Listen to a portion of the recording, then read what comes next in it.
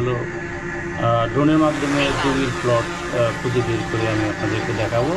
সেই জিনিসটা মৌজা ম্যাপের সাথে আপনারা কম্পেয়ার করে এবং ড্রোনের ছবি দেখে আপনারা নিজেই বুঝতে পারবেন যে আসলে ওই দাগটি এটি।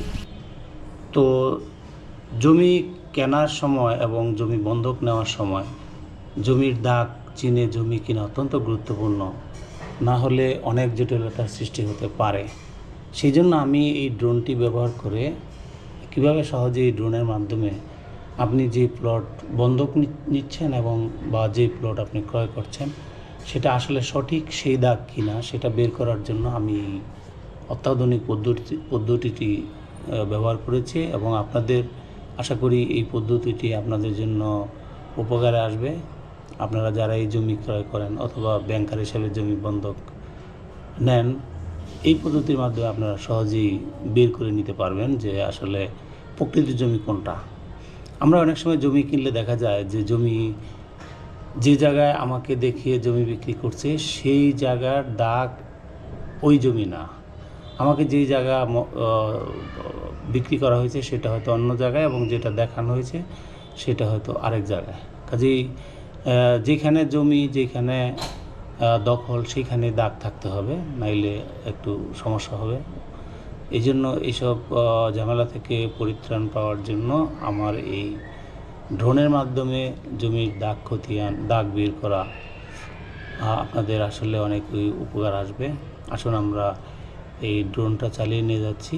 আমি যেখানে দাঁড়িয়ে আছি সেখান থেকে এই যে বর্তমানে যে প্লটটি বের করব সেটা হয়তো 4.5 কিলোমিটার দূরে এবং সেখানে হেঁটে এখন যাওয়া সম্ভব নয়। এটা বর্ষা আসন্ন এবং সেসব জায়গায় পানি উঠে গেছে, কাজে আপনি ইচ্ছা করলেও সেই জায়গায় এভাবে যেতে পারবেন না।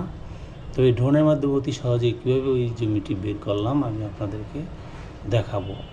ড্রোনের মাধ্যমে ড্রোনটি প্রায় 90 মিটার উপর থেকে সেই ছবিগুলো আপনারা দেখতে পাচ্ছেন এবং সেই ছবির সাথে আমাদের মৌজা ম্যাপের যে প্লটের আকারগুলো আছে সেটা আপনারা যে কোনো লোক দেখলে সহজেই বুঝতে পারবেন। বের করাটা হলো একটু সমস্যা, আপনি কয়েকবার চেষ্টা করলে বের করতে পারবেন।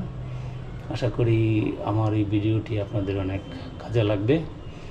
তো এর আগে আমার এই ভিডিওটি যারা দেখছেন তাদের কাছে একটা অনুরোধ হইল, আমার এই জি মাস্টার চ্যানেলটি সাবস্ক্রাইব করে দিবেন এবং যারা ইতিপূর্বে সাবস্ক্রাইব করেছেন তাদের প্রয়োজন নেই, তাদেরকে অসংখ্য ধন্যবাদ। আর যারা করেননি তারা আমার এই জি মাস্টার চ্যানেলটি সাবস্ক্রাইব করে দেবেন এবং বেল বাটনটি ক্লিক করে দেবেন যাতে পরবর্তীতে অন্যান্য ভিডিও আসলে আপনারা সহজেই পেয়ে যাবেন।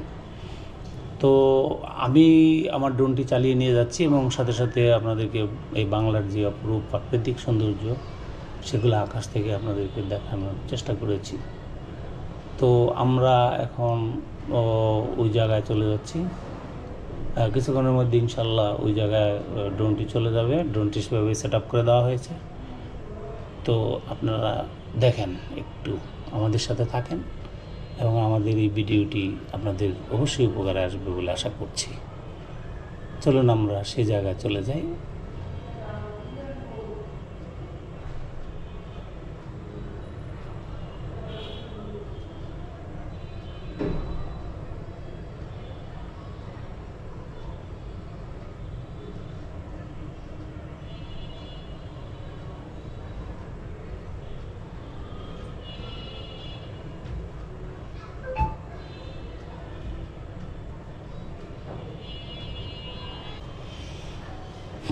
সামনে যেই নদীটি দেখতে পাচ্ছেন সেই নদীটির নাম ভালু নদী।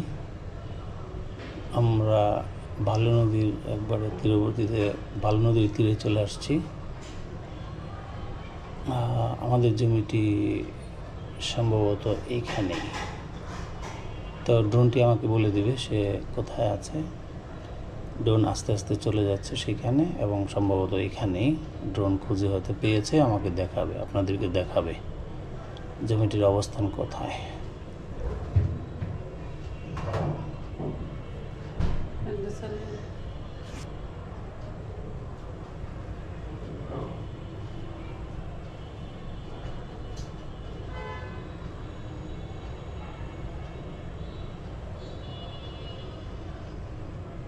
আপনারা নদীর যে দৃশ্যটি দেখছেন সেটা বালু নদী, ঢাকার অদূরে ডেমরার কাছে সেই জায়গাটি। এবং আমরা মনে হয় আমাদের যে নির্দিষ্ট প্লট সেখানে চলে আসছি।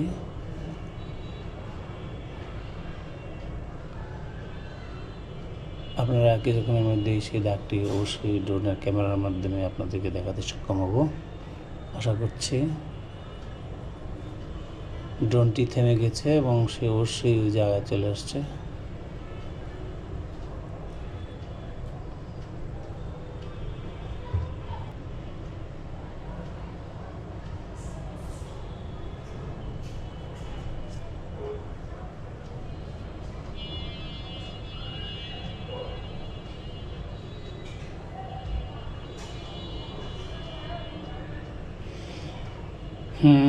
আমরা ওই দাগটিতে চলে আসছি।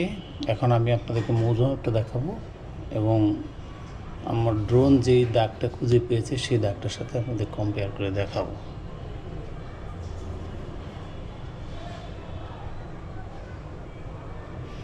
আমরা আজকে যে জমিটা বের করছি সেটা 1932 দাগ। আপনারা চিত্রে ছবিতে দেখতে পাচ্ছেন 1932 দাগটি।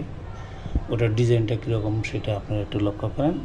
এবং আমরা গুগলের যেই ছবিটা মানে ড্রোনের মাধ্যমে যে ছবিটা আমি সংগ্রহ করেছি সেটার সাথে মিলিয়ে দেখাবো। এই যে আমাদের 1932 দাগ আর এখানে 1932 দাগ মৌজা আছে, দুটি মিলিয়ে দেখেন, ওটার সাথে ওটা মিলে গিয়েছে। আবারও দেখাচ্ছি সেই দৃশ্যটি। মৌজা 1932 দাগ এবং ড্রোনের চোখে 1932 দাগ। আবারও আপনাদেরকে দেখাচ্ছি ড্রোনের চোখে 1932 দাগ এবং পাশাপাশি যে দাগগুলো আছে সেগুলো আমি একটু মার্ক করেছি মৌজা ম্যাপের সাথে। 2070 দাগ, 2070 দাগ, তারপর 2071 দাগ, 2071 দাগ মৌজা ম্যাপে। তো ড্রোনটি কাজ শেষ করে ড্রোনটি আমার কাছে ফিরে আসছে, এই জন্য ড্রোনটিকে অসংখ্য ধন্যবাদ। আপনারা অনেক সময় নষ্ট করে আমার সাথে এতক্ষণ ছিলেন, এই জন্য আপনাদেরকেও বিশেষভাবে ধন্যবাদ জানাচ্ছি। আল্লাহ হাফেজ।